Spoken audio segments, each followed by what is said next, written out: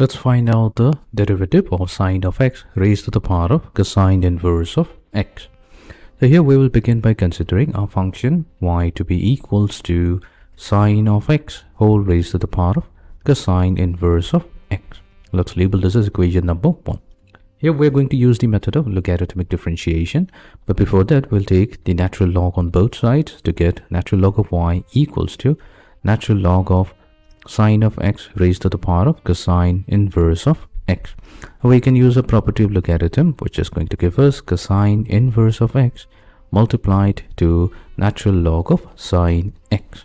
Now we'll take the derivative on both sides with respect to x to get derivative with respect to x of log of y equals to derivative with respect to x of cosine inverse of x multiplied to log of sine x. Now derivative of the logarithmic function is going to give us 1 over y, but here we have an y here instead of an x, so we'll use the chain rule and multiply it to derivative of y with respect to x, which will be equals to, here we have product of two functions, cosine inverse of x and log of sine x. We will use the product rule to obtain cosine inverse of x multiplied to derivative with respect to x of log of sine x plus log of sine x multiplied to derivative with respect to x of cosine inverse of x.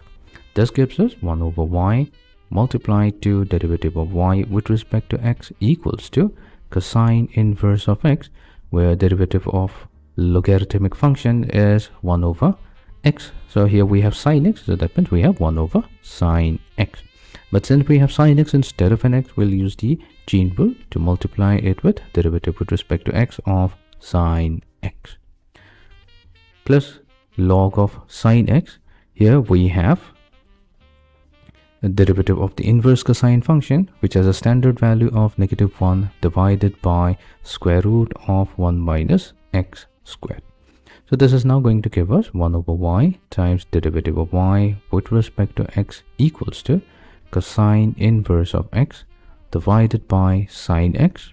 Our derivative of the sine function is the cosine function. So we have cosine of x minus log of sine x divided by square root of 1 minus x squared.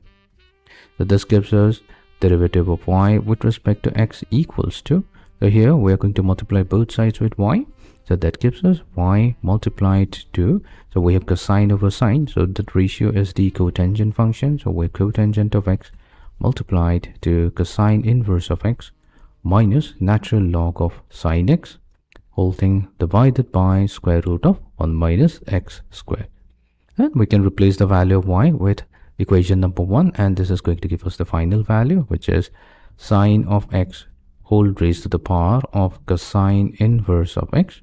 So this will now get multiplied to cotangent of x times cosine inverse of x minus log of sine x divided by square root of 1 minus x squared. Right. So this is the value of the required derivative.